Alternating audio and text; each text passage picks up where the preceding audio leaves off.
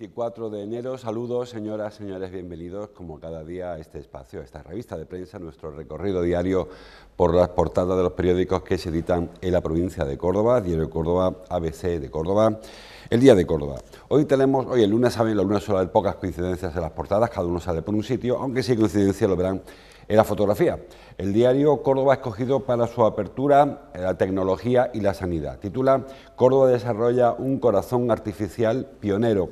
Es el diario Córdoba, les digo. Y la foto, una foto que firma Paco González para el fútbol. El Córdoba es de otra liga. Y la foto, no sé si la están viendo, yo no la veo aquí, así que no sé si ustedes la ven, de Paco González, les digo. Adrián Fuentes celebra el primero de sus goles de ayer. El diario ABC ha escogido para la apertura tema nacional, ese es el Córdoba. El ABC habla de que el chofer de la Coca es el único de los ERE que ha cumplido una pena, y la foto para la manifestación que ayer se vivió en Madrid el sector agrícola, el sector del campo. Titula: El campo se planta ante las políticas del gobierno. Y en el diario El Día, la foto también es para el Córdoba, en este caso Asumar Perdomo, quien celebra su gol, el cuarto, abrazado por Icaiz, a toda velocidad. Titula, la foto es de Miguel Ángel Salas, y el titular: enero deja ya más muertes por COVID en Córdoba que el trimestre final del año 2021. Hay más fotos por ahí, ahora las vamos comentando. Empezamos por el decano, si les parece, el diario de Córdoba, que habla de esa importante innovación tecnológica que protagoniza nuestra ciudad. Una investigación que parte del IMIBIC, Instituto Maimónides de Biomedicina, del Hospital Reina Sofía y de la Universidad de Córdoba. Córdoba, titula, desarrolla un corazón artificial pionero. Bueno, es realmente la investigación que va a terminar con este desarrollo tan importante, pero viene de hace bastantes años.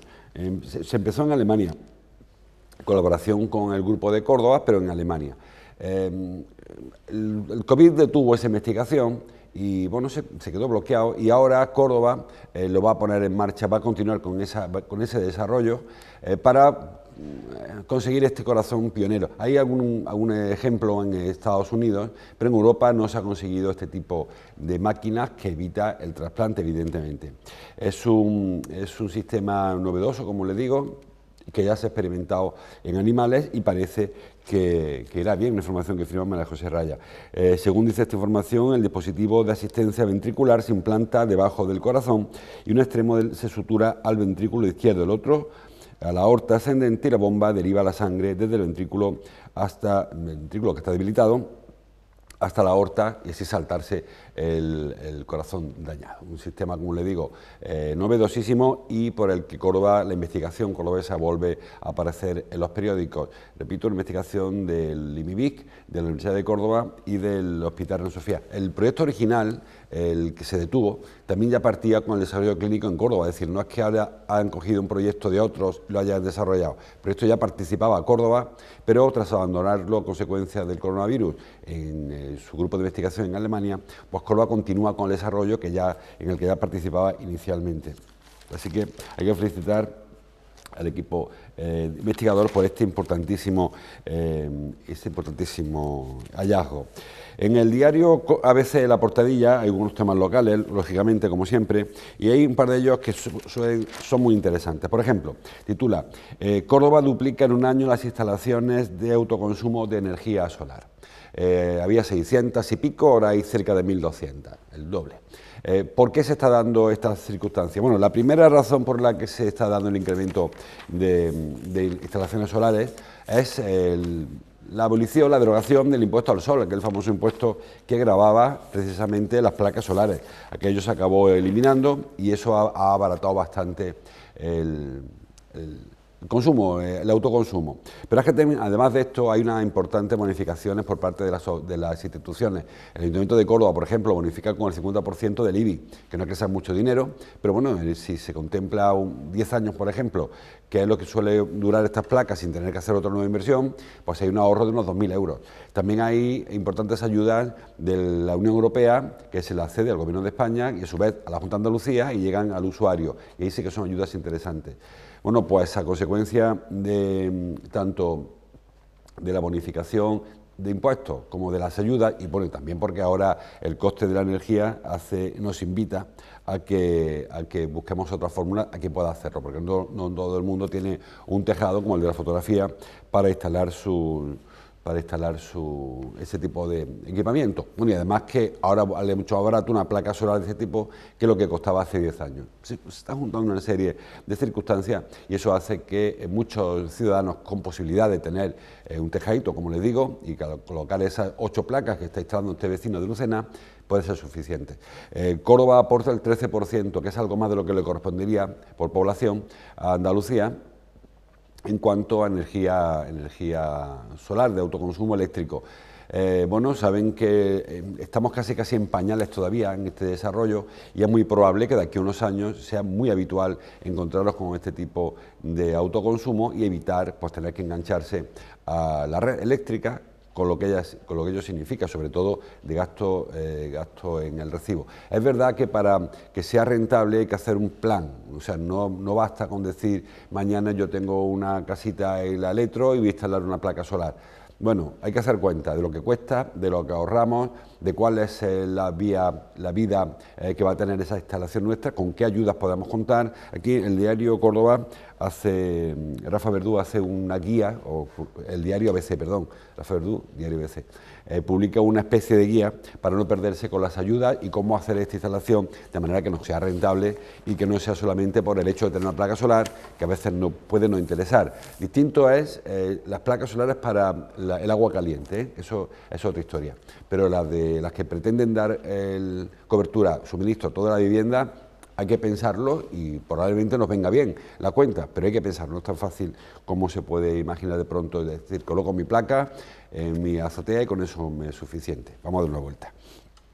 El diario El Día, les leía, ha escogido para la apertura el tema de los fallecimientos por coronavirus y hace un trágico balance de este mes de enero, que además no ha terminado, vamos todavía por el día 24 y ya a estas alturas hay más fallecidos por coronavirus en enero que en el último trimestre del 2021. Es cierto que tanto septiembre como octubre fueron meses que prácticamente habíamos regresado a la nueva normalidad, es decir, que la comparación es un tanto irregular, aunque es cierto los datos que publica, que ha habido 54 fallecimientos en estos 24 días que van de enero, mientras que hubo solo 49, afortunadamente solo 49, entre octubre, noviembre y diciembre. No son los mismos meses, quizá habría que comparar con el año pasado, quizá habría que intentar depurar un poco las estadísticas, porque siempre decimos que las estadísticas lo falsean todo, y en esta ocasión, bueno, pues le digo, octubre fue un mes fue un mes de altas temperaturas, o temperaturas por encima de la media. Saben que el frío también afecta especialmente a personas, porque al final los síntomas tienen mucho que ver con las vías respiratorias y eso a las personas con dificultad, con insuficiencia, le afecta especialmente con el frío. Es decir, que hay una serie de circunstancias que hace que se produzca esta triste estadística. Hoy ayer dijo la OMS, la Organización Mundial de la Salud para Europa, que es muy probable que en primavera se acabe la pandemia. No que se acabe el coronavirus, no se acabe la COVID, porque lamentablemente nos va a durar, pero sí la pandemia. ¿A qué se refiere? Pues se refiere a que es muy probable que el nivel de contagios llegue a bajar tanto, por varias razones, porque ya estamos todos contagiados, porque la inmunización por vacuna se haya extendido muchísimo o porque la variante Omicron deje de tener esa contagiosidad que tiene ahora. Y que es probable que, como les digo, tengamos una primavera florida, que decía el otro día el consejero Jesús Aguirre. Esperamos todos que sea así. Sin embargo, la COVID o el coronavirus no nos va a dejar por ahora y no sabemos si nos va a dejar algún día. Son de esas enfermedades que se quedan ahí, como la gripe, como el sarampión, que están ahí, como la varicela, que se quedan, que hay que vacunarse, que hay que prevenirlas, que hay que cuidar a los grupos más vulnerables, personas mayores, personas con inmunodeficiencia, y se nos quede de manera endémica, en un endemismo de la región, en este caso la región sería el mundo. Esa es la diferencia entre endemia y pandemia, ¿no? Que cuando se convierte en un endemismo global, pues es una pandemia. Es probable que eso sea así. También dicen los expertos, nos advierten de que es posible que, igual que ocurre con la gripe, de cuando en cuando aparezca una variante más complicada. Recuerden que hace un par de años tuvimos casos de gripe muy peligrosos, que hubo que vacunar, hubo que anticipar, cambiar incluso la vacunación porque se complicaba muchísimo. Es decir, la pandemia puede ser que se termine de aquí un par de meses como mucho, puede ser que ya nos podamos quitar la mascarilla, quien quiera, para que la mantenga probablemente. Se podrán recuperar las reuniones sociales, los encuentros y tal, pero el decir hasta aquí llegó esta enfermedad, bueno, las enfermedades no desaparecen y saben que es muy difícil erradicar una enfermedad del planeta, y en este caso esta, que nos ha pillado, ha entrado por la puerta de detrás, va a ser más complicado quizá que ninguna otra, pero al menos que los efectos vayan siendo cada vez más leves, vayan menguando, que los números de contagios también, que dejen a los sanitarios trabajar su ritmo normal, en otras patologías, con otras operaciones, otros tratamientos, y la cosa vaya recuperándose. Bueno, seguimos avanzando en el sumario.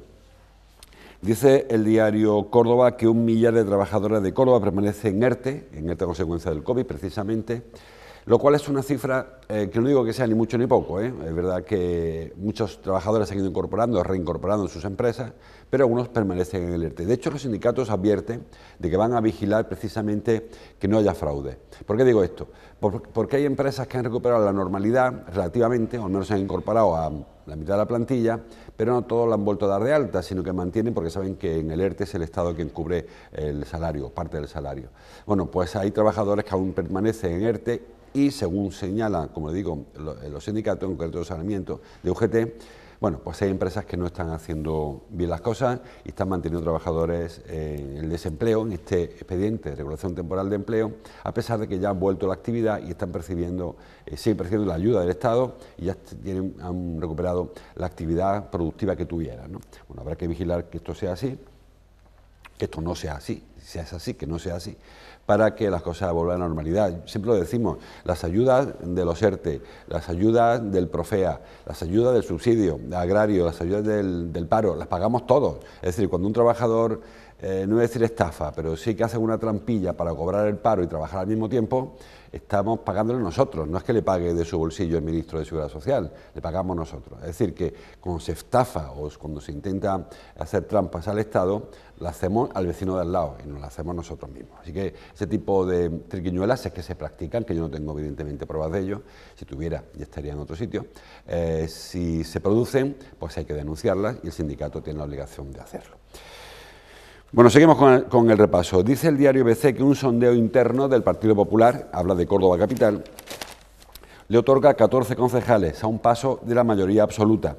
Bueno, es un sondeo que nos sirve, como siempre, sobre todo nos sirve para las tendencias, porque, como saben, es muy pronto para hacer un sondeo electoral. Las elecciones municipales serán en mayo del 2023, perdón, no este mayo que viene, sino el siguiente. Con lo cual, no tenemos candidatos, todo apunta a que Bellido repetirá como alcalde, pero quitando a Bellido como alcalde, el resto de partidos nadie sabe qué va a ocurrir, porque el PSOE ahora es muy probable que en el Parlamento de Andalucía, las elecciones, mueva ficha. Hay quien habla de que Isabel Ambrosio va a acabar en el Parlamento de Andalucía, o va a intentar por lo menos presentarse, igual no la eligen. Nadie sabe qué va a ocurrir con Izquierda Unida y Podemos, si irán por separado, si irán juntos, y si van juntos, ¿quién se presenta? Ya ha dicho Cristina Pedrajas que ella no va a presentarse, Pedro García me consta que tampoco tiene intención de hacerlo, con lo cual es complicado. En el caso de Vox, pues estamos en la misma, no sabemos si Paula Badanelli va a dar el salto a la política autonómica o nacional, o si se quedará como cabeza de lista, que no lo fue. Recuerden que el cabeza de lista fue Rafael Sanco. En el caso de Ciudadanos, bueno, pues pasa de 5-0. Sigue la misma tendencia que el resto de instituciones y parece, según este sondeo que publica ABC, un sondeo interno, digo, del Partido Popular, pues desaparece. De ahí el crecimiento del PP, que pasa de 9 a 14, porque se queda con los 5 concejales que tiene Ciudadanos, que pase de 5-0. Bueno, las cuentas son las mismas. Realmente le da los 14 concejales que ya tiene, los 9 suyos, más los 5 de Ciudadanos, que como saben gobiernan en coalición. Vox crece en este sondeo, pasa de 2 a 3, y la coalición Izquierda Unida más Podemos perdería un concejal en el caso de ir juntos, que habitualmente siempre decimos que en la política 2 más 2 no siempre son 4, a veces son 5 y a veces son 3, como ocurriría en este caso. Repito que quitando a Bellido, que todo el mundo da por hecho, que va a repetir como candidato del Partido Popular, el resto de candidatos yo creo que ninguno va a repetir. No sé qué ocurrirá en Ciudadanos con Isabel Albás, no lo sé, pero me consta que Isabel Ambrosio tiene las miras puestas en otro sitio. Podemos y Izquierda Unida también tiene que pensar en un candidato porque no tiene, y en el caso de Vox queda mucho camino para ver qué ocurre con esta formación, que no tiene tampoco muy claro que vaya a repetir con Isabel Albás. Tiempo habrá para hablar de estas cosas.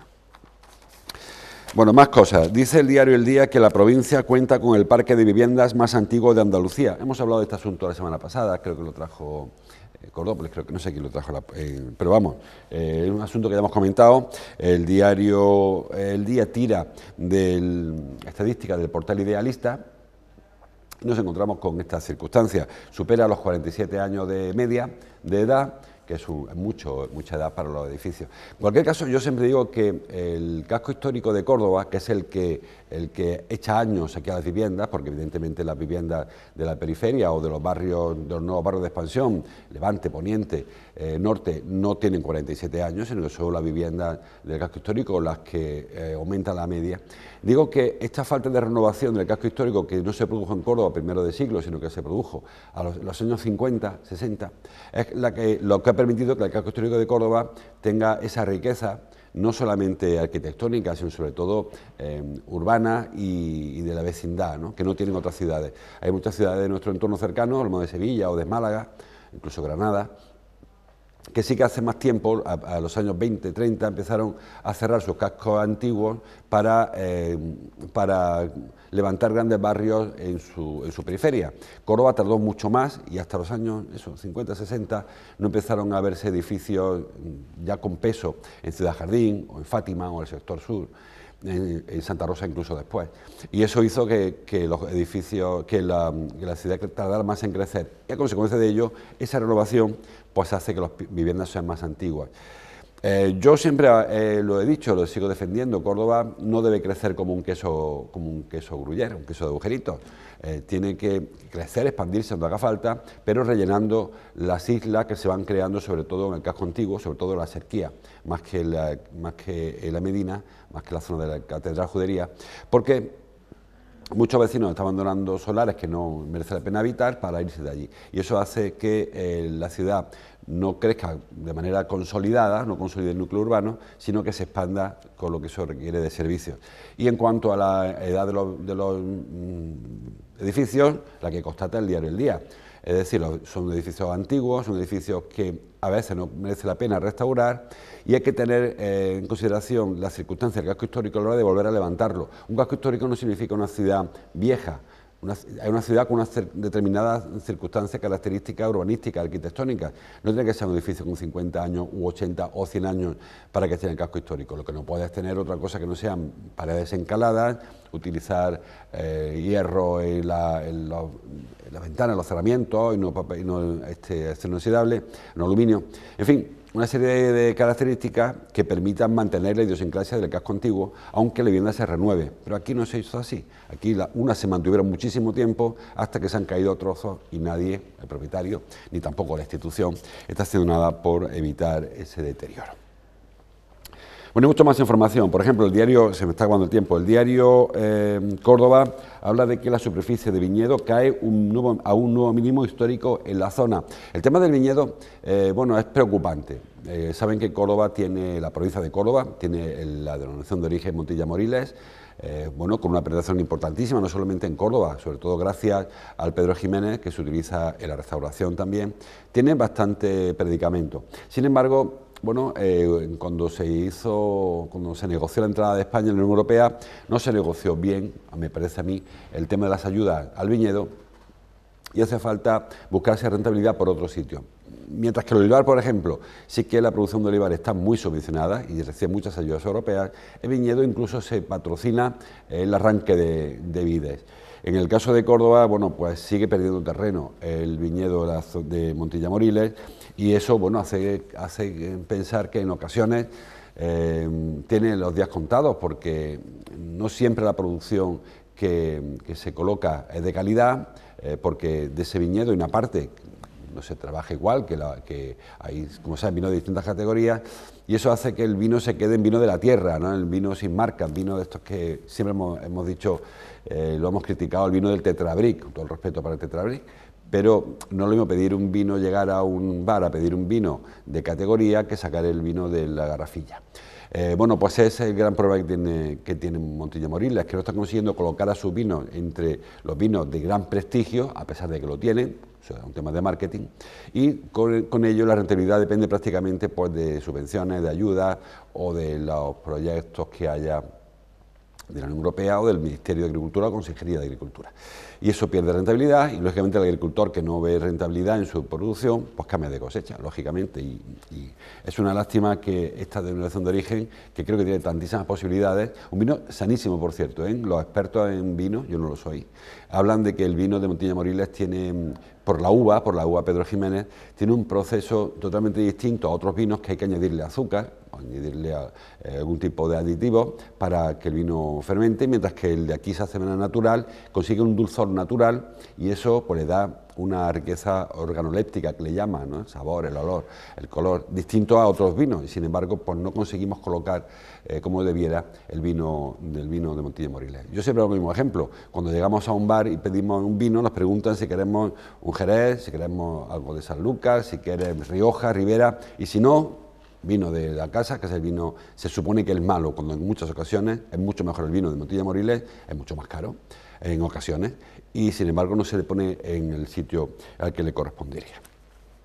Bueno, más cosas, que las hay. Dice el diario El Día, hablando de tecnología, también de agricultura ecológica, o agricultura. Dice el diario El Día, con foto para Blanca Torrent, que el INDEF fija como proyecto prioritario para 2022 la iniciativa Córdoba Biotech. Es una iniciativa que ya lleva tiempo, ¿eh? De hecho, esta iniciativa partió del mandato anterior, cuando era alcaldesa Isabel Ambrosio. Es verdad que, tal y como se inició, casi que se paró, pero nació en esa época. Una incubadora de empresas biotecnológicas que pretendía darle otra vuelta al Parque Tecnológico Ramorales 21, que pretende, sigue pretendiéndolo. Se habla de que con esta iniciativa se pueden obtener en torno a 1.500, 1.600 puestos de trabajo, entre directos e indirectos, y que las ayudas de biotech pueden llegar, BioNTech es la otra, el laboratorio, de biotech pueden llegar a 600 empresas. Es decir, que es un proyecto muy interesante.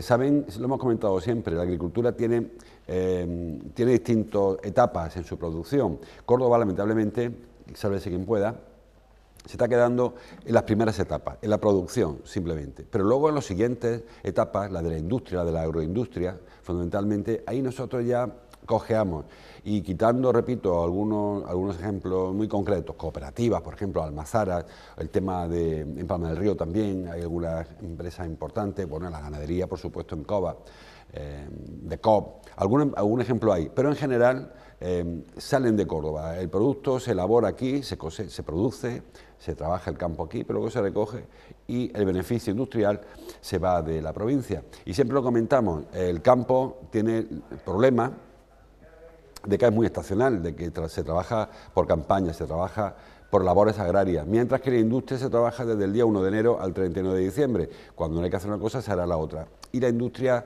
estabiliza el empleo por encima del campo. El sector secundario, la industria en este caso, sobre el primario. No significa esto que pretendamos una empresa de 10.000 trabajadores para trabajar el algodón. Creo que no es la época, ha cambiado las circunstancias mucho. Pero sí pequeñas empresas como las que habla Proyecto Biotech, pueden ser 200, 300, 500 empresas que trabajen en la tecnología de la agricultura, del sector primario. Me parece un proyecto muy interesante y en esta ocasión el INDEF, que está en fase de aprobar sus presupuestos, como todos los organismos municipales, pues incrementa la aportación para el biotech y es uno de sus proyectos prioritarios para este ejercicio que ya comenzó, aunque todavía lo haya hecho sin presupuesto. Bueno, más cosas que vengan por aquí por los periódicos. Dice el diario El Día que Juanma Moreno considera que el 80% de su programa electoral ya está cumplido. ¿Qué significa esto? Pues bueno, a buen entendedor, que esto se está acabando, que la legislatura en el Parlamento de Andalucía está prácticamente cumplida y que hay que ir pensando ya en las siguientes elecciones para renovar el Parlamento de Andalucía y por lo tanto renovar, si fuera necesario, el Gobierno. todo apunta, según los sondeos últimos, que Juan Manuel Moreno Bonilla, Juanma Moreno, tiene suficiente hoy por hoy apoyos populares como para repetir como presidente de la Junta de Andalucía. Lo que está por ver es qué ocurre con su socio de gobierno, con Ciudadanos, que al igual que veíamos antes, hace un minuto, en el Ayuntamiento de Córdoba, pues también en las encuestas andaluzas pues se desploma. Ahora, dentro de unos días, hay elecciones en Castilla y León y le ocurre igual, pasa de 12, allí le llaman procuradores, creo que le llaman, en corte de 12 pasa a 1, es el candidato. El único candidato que conseguiría meterse en el Parlamento de Andalucía, pues estamos en las mismas. Se habla de hasta 3, de 20 y tantos que creo que hay ahora. Se quedaría en 3. En Córdoba lo han visto, de 5 baja a 0. Es decir, que el problema que tiene el PP no es ya sus apoyos, que los conserva, incluso los incrementa, porque buena parte del voto que en su día fue para Ciudadanos, ahora vuelve al PP, sino que no tiene más remedio que negociar los apoyos necesarios con Vox, que es un socio mucho más incómodo que Ciudadanos. De hecho, como si hacen un seguimiento de la política local, regional y nacional, verán cómo a PP le cuesta mucho acercarse a Vox, porque se encuentran a veces con posturas muy radicales que no son capaces de trasladar a su propio ideario, y eso le mediatiza mucho el gobierno. En Andalucía se está evitando a toda costa para estar con Vox, hasta el punto de que este año no hay elección, no hay presupuesto en la comunidad autónoma porque Vox no ha querido apoyarlo y el PP no ha querido rebajarse a las exigencias de Vox. En Córdoba, bueno, se han flexibilizado en algunos casos con exigencias, por ejemplo, como es la de disolver el Instituto Municipal de Turismo, algo, en fin. Cada cual verá. Quiero decir con ello que Juanma Moreno da por concluido su mandato y ahora esperar que las convoque.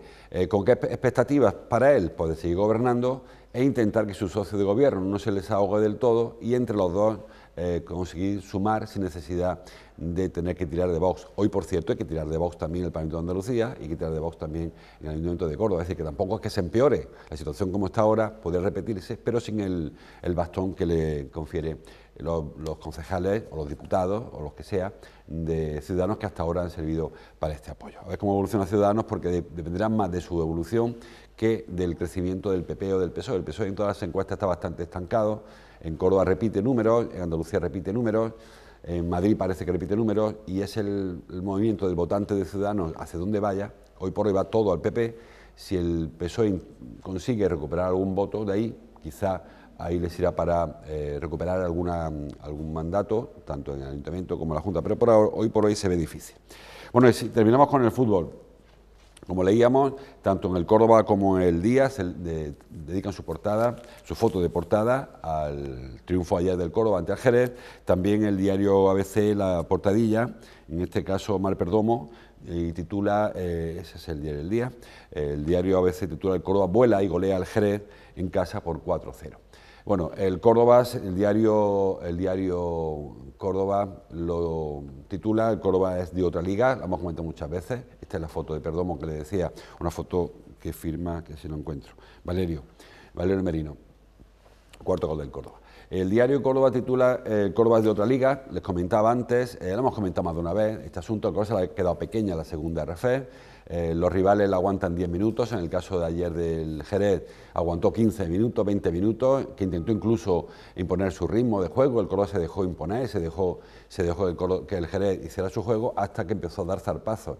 Y el martillo pilón que es el Córdoba, pues no hay ningún yunque que lo resista, y ayer fue el Jerez el que fue sucumbiendo contra tras contra, le quitaron el balón en el centro del campo, el Jerez ya perdió toda su compostura, perdió el orden en el juego, porque el Córdoba es muy difícil jugarle 90 minutos, sobre todo cuando llegamos a un campo como el Arcángel, un campo que para algunos equipos es imponente porque no están habituados a jugar en este tipo de estadios, vienen de estadios pequeñitos, tanto de césped como de grada, y jugar en 90 minutos cubriendo huecos es muy difícil. El Jerez no pudo en absoluto. De primera hora se vio, primeros 10 minutos 15 quizás sí que le plantó cara al Córdoba, incluso con una ocasión de adelantarse en el marcador. Luego ya llegó el vendaval, marcó Perdomo, marcó Fuentes, que creo que marcó 2, y el otro creo que fue Simón. Ahora, bueno, como casi siempre le recuerdo, cada vez que me acuerdo yo, a continuación de este programa podrán ver el partido repetido, Córdoba-Jerez Deportivo, que ya saben quedó 4-0, merece la pena, un buen partido, y con goles repartiditos tienen para ver el partido aunque le falte la incertidumbre del resultado. El Córdoba parece que va encaminado, es su 10ª victoria consecutiva en el Arcángel y parece derechito al ascenso antes de tiempo. Por cierto, lo comentan los periódicos en páginas interiores, hubo trifulca entre un grupo de aficionados ultra del Jerez que se encontraron con un grupo de aficionados del Córdoba en torno de la mezquita catedral. Bueno, hubo daños, hubo destrozos en escaparates, hubo alguna persona retenida, no sé cómo acabó la pelea, digo, por parte de la policía, que intervino, lógicamente, y escoltó a estos individuos del Jerez hasta el Arcángel para evitar mayores problemas. Bueno, los ultras es el gran problema del fútbol y no ocurre solamente en las grandes ciudades, también en las grandes ligas. Córdoba es una gran ciudad, una liga pequeña, y también sufre de cuando en cuando pues estos envites del fanatismo futbolero. Bueno, hasta aquí llegamos nosotros, les dejo como siempre, les invito a que sigan profundizando en información, entren en internet, bajen al kiosco, oigan la radio y vean la televisión. Y si quieren ver televisión, ahora partido Córdoba Club de Fútbol, Jerez Deportivo Fútbol Club, o Club de Fútbol también, algo parecido. Nos vemos mañana, hasta entonces, como siempre, gracias por su atención.